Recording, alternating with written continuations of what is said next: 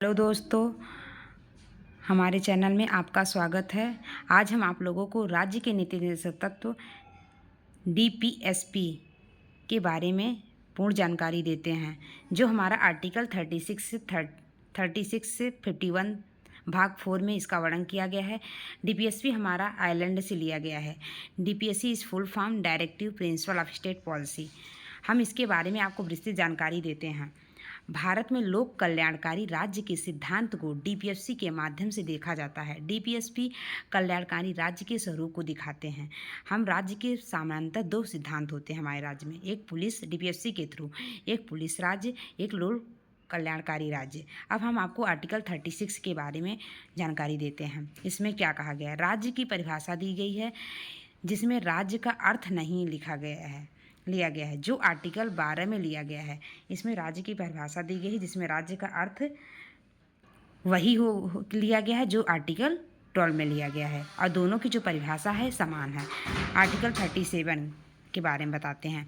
यह नीति निर्देशक तत्व की प्रकृति गैर न्यायवादी है, अतः डीपीएससी के लिए न्यायालय जाने का अधिकार नहीं है। एक हम नोट लिखे हैं अपने से समझ के। डीपीएससी की जो प्रकृति है वो सकारात्मक है, क्योंकि राज्य को न्याय करने के लिए प्रोत्साहित करता है, जबकि जो फंडामेंटल राइट की प्रकृति है मौलिक राज्य की, वो नकारात्मक है, क्योंकि वे राज्य को हतोत्साहित करते हैं। और जो डीपीएससी की प्रकृति है वो सकारात्मक है। यही इन दोनों में डिफरेंस है। अब हम आपको आर्टिकल 38 के बारे में बताते हैं। राज्य सामाजिक, आर्थिक और राजनीतिक न्याय स्थापित करेगा, अतः इसे बढ़ावा भी देगा।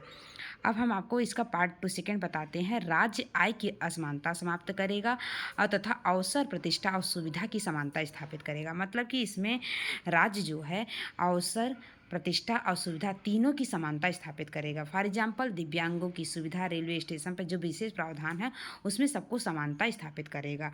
आर्टिकल 39A, पुरुष और स्त्री को आजीविका के समान अवसर दिए जाएंगे। इसमें पुरुष और स्त्री को दोनों को समान अवसर दिए जाएंगे। आर्टिकल 39B में बताते हैं कि राज्य भौतिक संसाधनों का समान वितरण स्थापित करेगा और राज्य भूमि, धातु भंडार जैसे सोना, चांदी, कोई भी धातु, अन्य भौतिक संसाधनों पर किसी एक का कब्जा स्थापित नहीं होने देगा। आर्टिकल 39C क्या कहता है? धन का संकेंद्र नहीं होगा, अतः धन किसी एक वर्ग के पास आकर इकट्ठा नहीं होगा। अब हम आपको आर्टिकल 39D के बारे में बताते हैं। राज्य पुरुष और महिला को समान कार्य के लिए समान वेतन प्रदान करेगा। मतलब कि राज्य जो पुरुष और महिला हैं उनको समान कार्य के लिए और समान वेतन भी प्रदान करेगा, किसी को अलग ऐसा नहीं, इसमें ये प्रावधान है।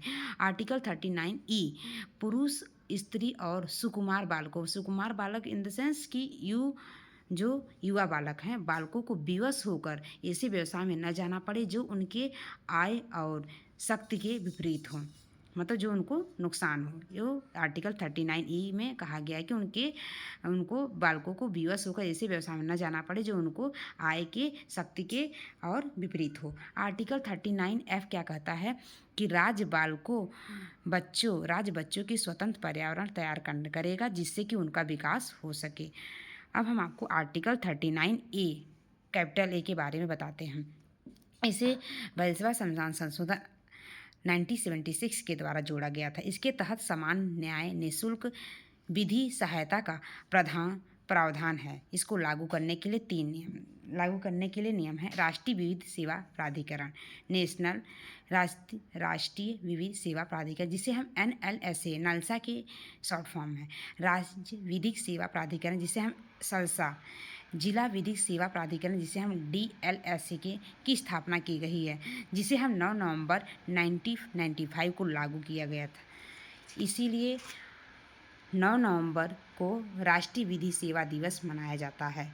अब हम आप लोगों को आर्टिकल 40 के बारे में बताते हैं।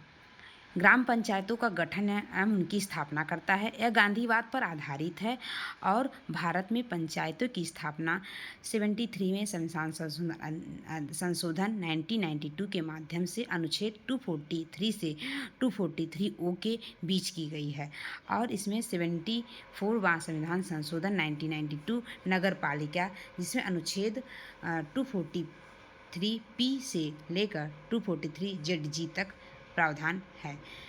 दोस्तों, आपको मेरे चैनल को जो सब्सक्राइब कीजिए, और शेयर कीजिए ढेर सारा, खूब प्यार दीजिए। जो ना समझ में आए कमेंट बॉक्स में उसको लिखिए, मैं उसका रिप्लाई दूंगी। और जो भी क्वेश्चन यहाँ तक पढ़ाए हैं, जिस क्वेश्चन को आपको आर्टिकल को समझने में असावधानी हुई है, आप कमेंट बॉक्स में बताइए, मैं उसका रिप्लाई ज़रूर करूँगी। Thank you so much.